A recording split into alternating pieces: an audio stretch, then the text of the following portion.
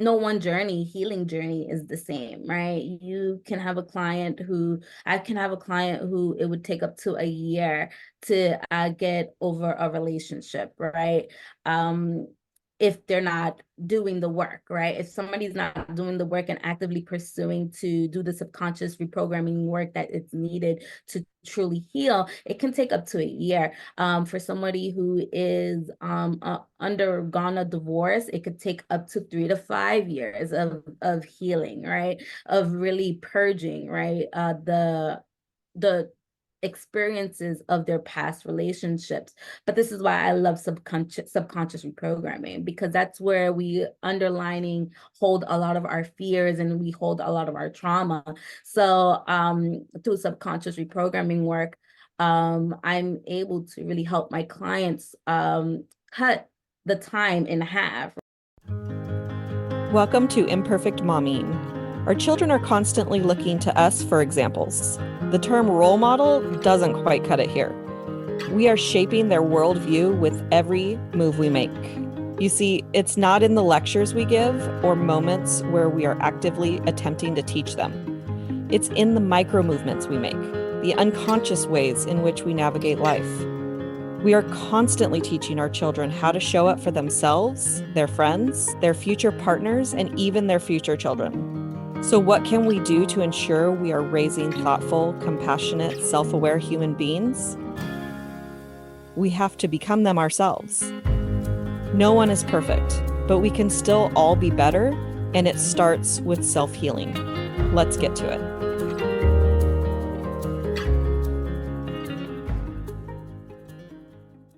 Welcome back to Imperfect Momming, and we have a very special guest today, Emmy Valerio. Welcome to the podcast. Thank you so much for having me. I'm super excited to be here with other imperfect mommies, as I am an imperfect mommy myself. I love that. Tell us a little bit about who you are and what you do. Yes, of course. So my name is Emmy Valerio, and I am a love transformation coach. I help women heal their love blocks so that they can attract the love that they desire after breakup or heartbreak. Um, I am a mommy, a single mommy of one, and I'm a boy mom, and I love it so dearly. But I also love coaching the women that I work with as well. How old is your son? He is turning 2 on April 4th. Very sweet. And like 50 people ran through my head when you said what you do. I was like, oh, I know at least one person, but 49 others too. Yeah, I mean, breakups are common, it's a very common thing. Relationship end on a daily basis. And it's such a difficult and heartbreaking thing to see a woman who is going through a heartbreak and has to feel as if she has to hit the pause button and feel stagnant, right, within her life. And so my mission is to help her unpause her life so that she can really maneuver the roadblocks with tenacity and so much courage, and resiliency, right? That she needs to just heal and mend and heal and mend, and to be able to um find her footing, right, in the in that fork in the road. Yeah. And just like so many other things in our life, we're not taught what to do in a breakup. And I don't know if you're familiar with the Taylor Swift song, We Are Never Getting Back Together. Yeah. Yeah. So when my son hears that, it makes his heart sad. Like he is so sad about breakups. Mhm. And I told him, I was like, dude, you're like, that's the reality, that when you are in a relationship and you're not happy in that relationship, most of the Yeah. time it's going to end. If it depends on the relationship and it depends on the commitment, but if one or both of you aren't committed or aren't willing to work on the relationship, then you're either going to stay together unhappy or you're going to break up. And I think that's Yeah. the reality of relationships. That is the realities of relationships, but another thing that's a reality of relationships is what exactly does it do to us, and and neurologically, right? Like neurologically our brain responds in a such a protective way, right? Mhm. Especially when we are going through a breakup, because it's a trigger response, right, to that breakup, right? Yeah. And so we either do the fight, flight, or fleet, type of modality when it comes to a breakup. I think of breakups as the same as breaking your arm, right? Like when you break your arm, you have to go to the doctor and you have to get a cast on it, and you have to, probably possibly do physical therapy in order for you to heal, right? The same thing goes with your heart. You after a heartbreak, right? Your heart after a heartbreak is going through a lot of a traumatic a trauma response, right? That it brings out a lot of stress hormones within your body, right? That can bring out so much anxiety, sadness, and just emotional distress. And so we have to take the same precautions as if we are healing our broken arm, right? When it comes to healing our heart, we have to um find a way that we can reduce the anxiety, the sadness, and the emotional distress that we are going through, right? Especially from this trauma response that we're having from a loss of and grieving of a relationship. Yeah. And we don't treat it that way. We treat it like, there's a common phrase that in order to get over someone, you have to get under someone else. Yeah. And maybe you could speak about that for most of the time for women, that actually just probably creates a trauma bond to this new Yeah. person.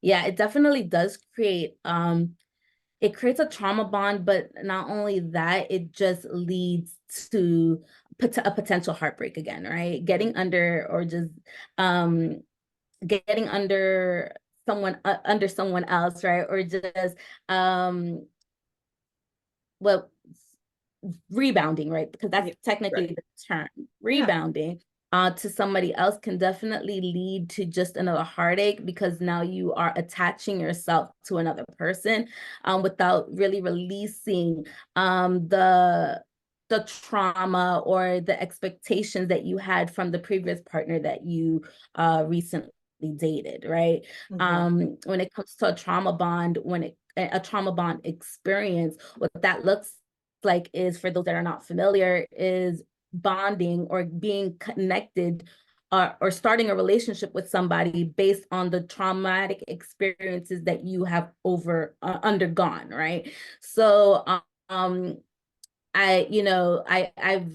experienced a lot of my clients say that when they started dating again, they would see themselves spilling the tea of their trauma, right? Or just sharing with the person that they're dating their experiences of their last relationship, not and recognizing that that is what was bonding them together, because that person was also trauma dumping and trauma bonding with the person, my clients.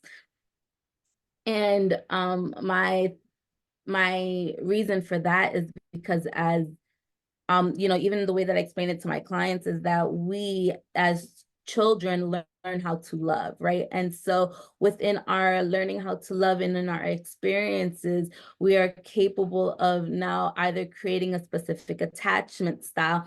And most of the clients that I work with have an anxious attachment style, which leads to, spilling the beans early on in the relationship, because you're feeling like you have to like hold on to dear life to this person, because you are in fear that, hey, you are in fear that you might not find somebody else or somebody better, because like the last relationship you had ended in such a chaotic way, right?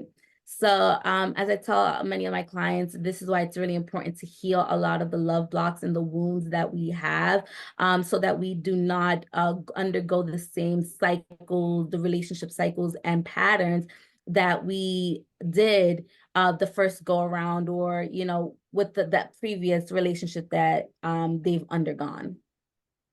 I love that so much. I there wasn't a relationship coach back the last time that the last time I split up in a relationship, but I know for me, I wasn't always doing it on purpose per se, but I would try to go a year in between relationships um Yeah. before getting into the next relationship.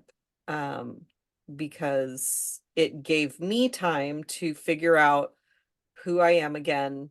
What is it that I learned in this last relationship? What is it that I want going forward?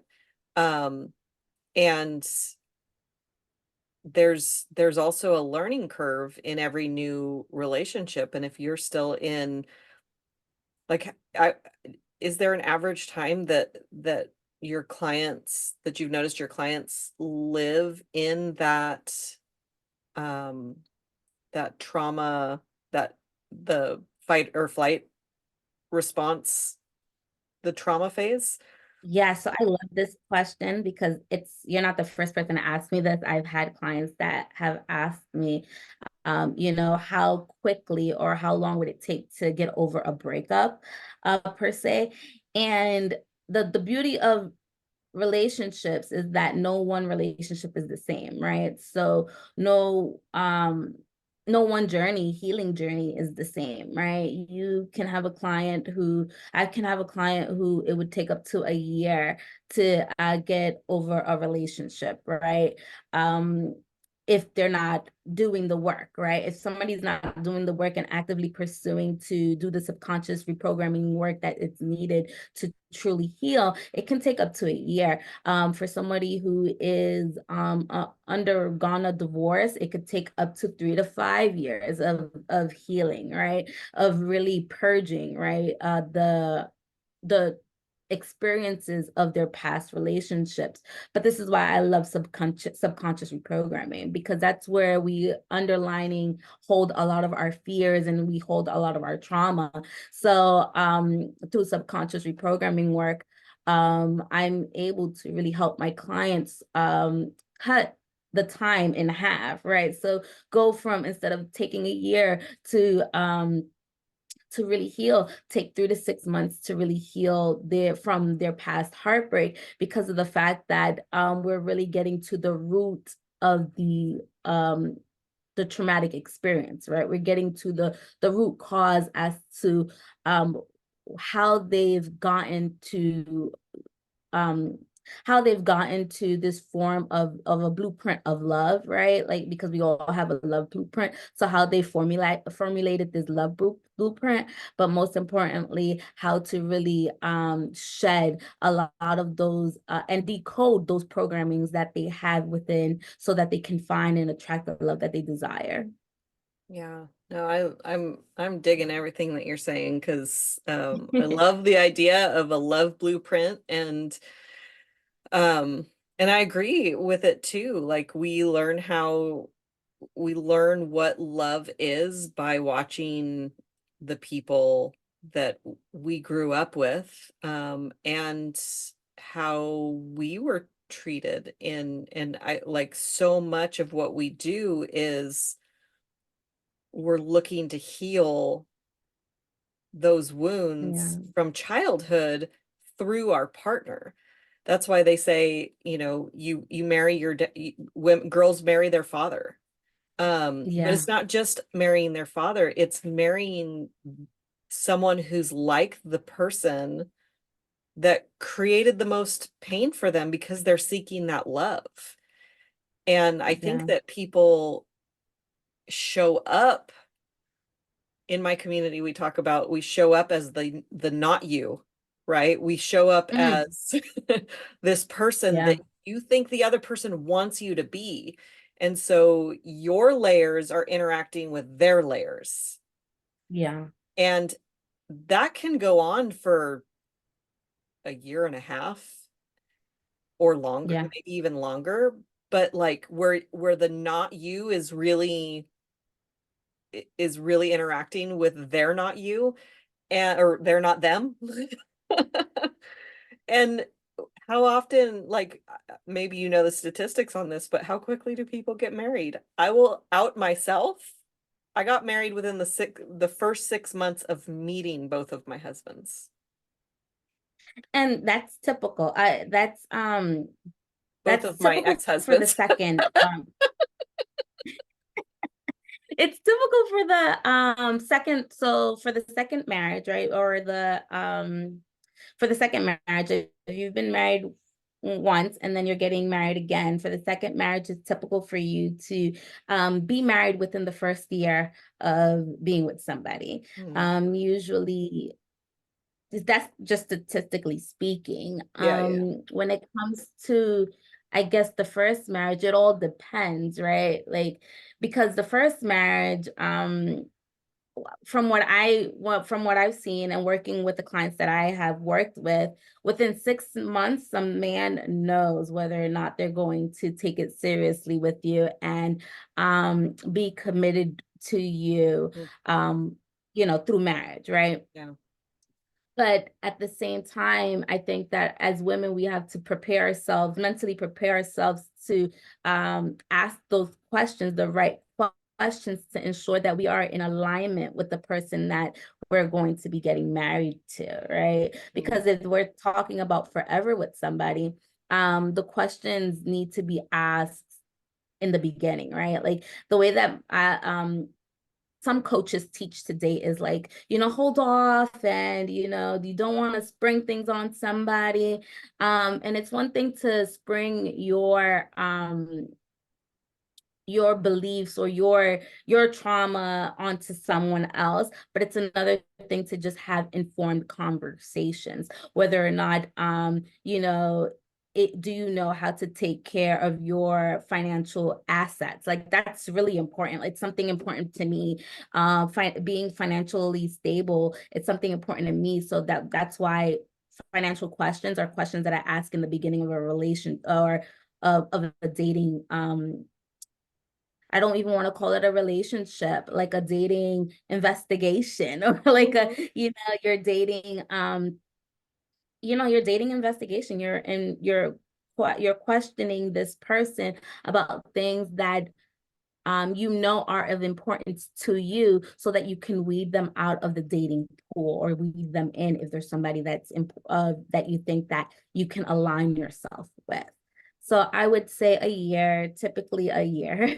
Yeah, and I think that part of the problem that why we don't do that, because I actually know someone who went on a date, who would go on dates with, like, I would call it an interrogation form to Yeah. ask them. She was very clear on what it was that she wanted and what her values were and what was important to her. And she would, on a first date, pull out these questions because Yeah. Good for if her. you like, right? If Yeah. your bottom line is I want to get married and have kids, and this person is a I don't ever want to get married kind of person, or I'm done having kids, don't you want to know that on the first date? Like, why Yeah. pussyfoot around about it, right? Yeah. And, I can tell you why a lot of women pussyfoot around it is because a lot of women fear being alone. Yeah. And so the fear of being alone and fear of not ever being chosen, right?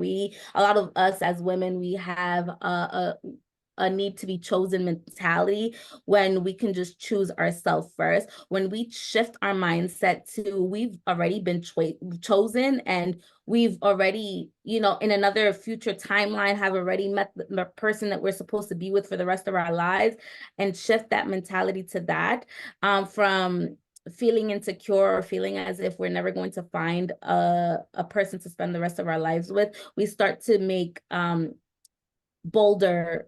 we start to have bolder conversations. Yeah. I think that it's part of what you're speaking to also is like there's a lack mentality, Yeah. because there's the last statistic I heard was there's like 3 women to every 1 man. And Yeah. not every single one of these men is a viable candidate. Yeah. You know? They're not. But the Yeah. thing is that when you put yourself in a mentality of abundance and you put yourself as the magnetic queen and the attraction queen that you are, regardless of there being 3 to 1 man for you know, 3 women to 1 man, a statistic that's out there, regardless of that, you will find your ideal partner. Now, will they have everything that you want and under the sun? Probably not. But this is why when it comes to manifestation work, you have to surrender, right? There's a piece of you that needs to surrender the outcome or surrender the big list that you have, because at the end of the day, the person that you are you might attract might not have, you know, might not have all that you're looking for, but will have a substantial amount of things that you are desiring and that you need. Because at the end of the day, I think this is the one of the things that a lot of people forget, is that we have to also remember that when you're making a list, sometimes people are making a list for who they are right now and not for who they Mhm. are going to be in a couple of years, 3 to 5 years, right? Yeah. So this is why that person might not have all the things that you are requiring for right now, because in that moment, that's not the things that's going to help you in the future to lead to your success that you are desiring when it comes to a successful relationship and love. Yeah. And another my coach who that trained me, he has a 21-year-old daughter, somewhere around there. And and they did a values exercise of what's important to you in a relationship. And they came up with her top 10, and nowhere on that list was a man who's taller than me. But before the exercise, it was like, he's got to be taller than me. And um and I mean, honestly, that would have been on my top 10 because I'm tall and I don't like feeling short, because it's like, well, I'm tall, relatively speaking. But it's very uncomfortable for me to be in a relationship with a man who's shorter than me. And I'm sorry for really good men that are shorter than me, but I just can't do that. But so she's in a relationship now with a man that meets her checklist, and he's shorter than That's her. good. Hmm. Yeah. But you see how the checklist it shifted, right? Hmm. From how it was in the beginning to where it is now. And Yeah. that's what I'm saying. It's like your checklist is going to shift. And when you surrender to the outcome of what that checklist is, and surrendering to the fact that that person might not meet everything that you are desiring for in your checklist, Hmm. but heck, they're going to meet a lot of them. That's the part that matters. Yeah. Yeah, and a lot of the things that really, really matter to us are not things that you can see physically. Yeah. A lot of them are things that are invisible, but most of us, and this is a statistic from the dating apps, most people are looking at pictures. And Yeah. do I like this person's picture? Yeah. Yeah. And there's nothing wrong, because compatibility, right? Yeah. You A gotta, physical attraction is a important. physical attraction is important. Okay. It is important, because if I'm gonna look at your face for the rest of my life, let there be something great for me to look at. Right? Okay. Let there be something great for me to look But at. what I've But also noticed is that there have been relationships that I've been with where they're not like horrible to look at, but just looking at a picture of this, comparing it to Brad Pitt or whatnot, like I wouldn't choose this person over Brad Pitt, right? Like, and Yeah, the but more their partner time probably would, and the more time but that their I partner spent with probably sees them, them. like they became more attractive. Yeah. Yeah. And that happens a lot, because, it's one, I mean, looks fade at the end of the day. So, the one thing that's going to always remain the same is that person's personality traits and their value system and the things that, um, make them, right? That unique sauce that makes them. So at the end of the day, yeah, looks are going to fade. And this is why, when you're looking at characteristics and the traits, you really have to pinpoint, like, what are some characteristics and traits that you feel and values that you feel that this person, your ideal partner, should have, right? Because of the fact that that's what's going to hold on, or create longevity, right? Yeah. Um, but like I said, it takes it. There's nothing wrong with wanting somebody who is, appealing to you, right? Right. For Um, sure. yeah, there's nothing wrong with wanting somebody who's appealing to you and that you can, have a little bit of eye candy. That's up to Yeah. you. Yeah. I know that when I was looking uh the after my son was born, I was looking at men through the lens of who who would I be proud of my son turning into? Mm, Because where I was at for what I was willing to put up with, and I'm using air quotes, yeah. was a different list than what I would be proud of my son turning into. Mm, And my partner was going to be the primary father figure in his life. Anybody I was dating or in a relationship with, when they would spend more time around my son than his biological father, just because we live hours away and they see each other just a couple of times a year. So he's going to have more day-to-day contact with my son than his own dad. And so I wanted to make mm-hmm, sure that, boys, they emulate the male yeah. figures in their life. And I wanted that person to be someone that I would be proud of my son becoming. And it was just a totally different lens where I only dated really two people after my second marriage. And the first person, he was a really good guy, but Yeah. didn't always treat my son the way that I would want my son treated. And we had three fights in our 8-month relationship, and those three fights were all about my son, but not just my son, but my son's character that he was Mm, attacking. And I'm like, okay, we're done. yeah. We're done here. And then my fiance and I, we've been together for 8 years now, and just every time, like, he helps me be better. And we have Mm, conversations about how we want to parent together. And it's just a yeah. totally different experience. And one that I highly recommend. Yeah. And do you co-parent with your son's father? Like, is that amicable?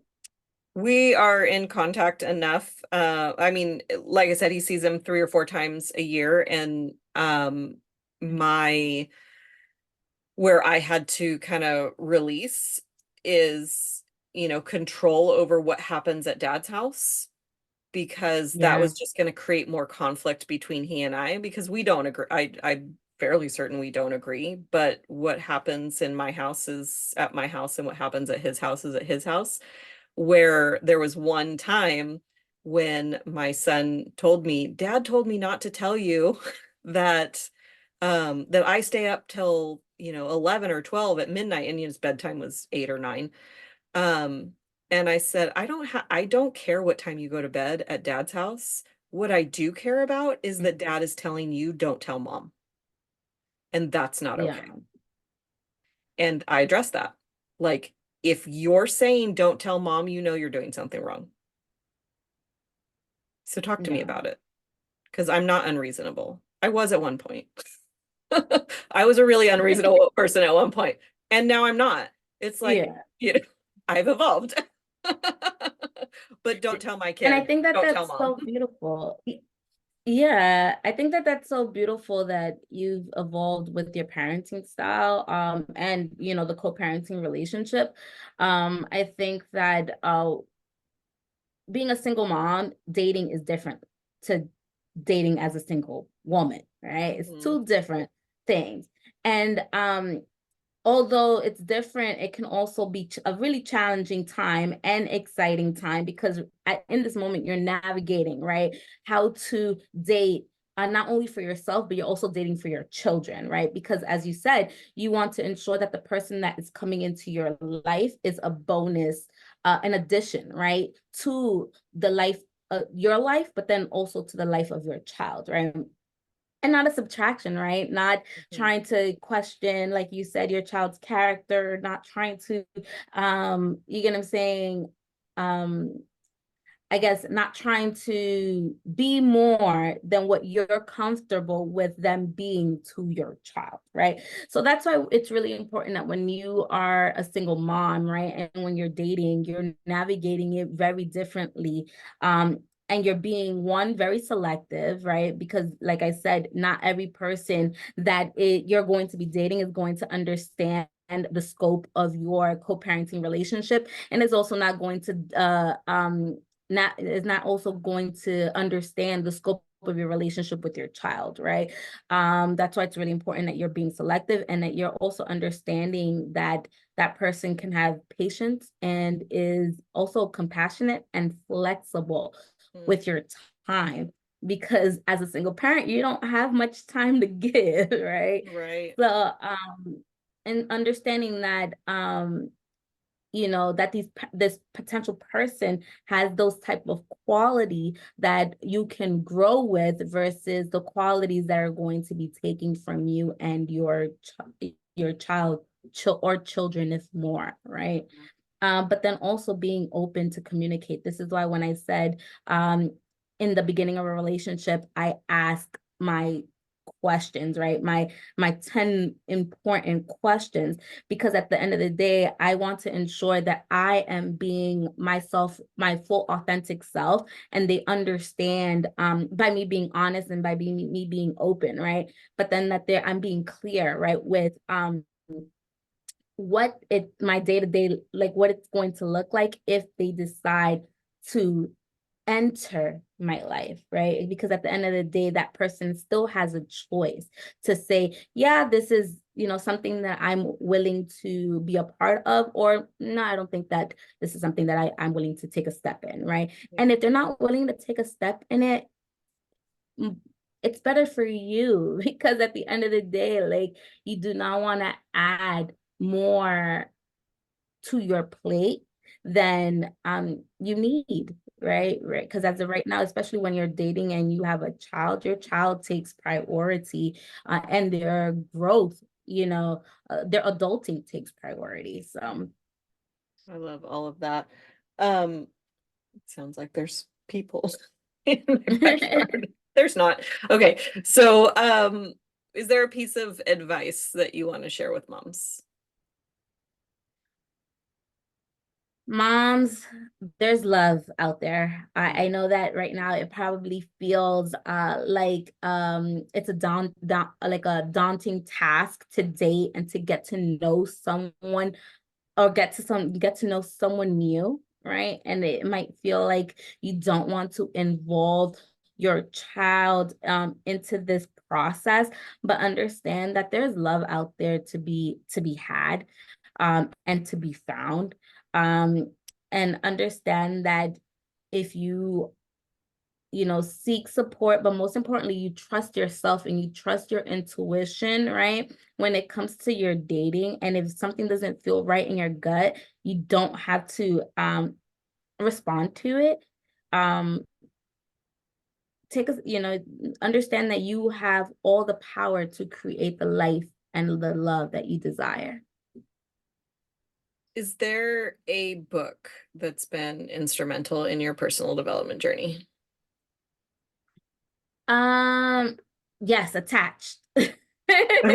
Attached has been such a good book when it came to when it comes to my personal development journey, and when it comes to like relationships. I implore everyone to read that book because it talks about your attachment style, but then also talks about how to navigate yourself from going from a anxious attachment style to a secure attachment style, or to go from an avoidant attachment style to a secure attachment style. In all, if we all as a world had a secure attachment style, we would all be good on the dating. Right.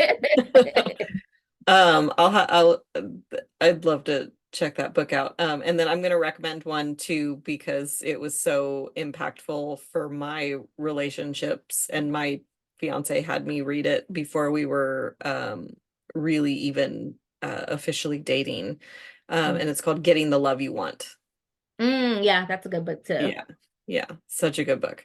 Where can our listeners find you?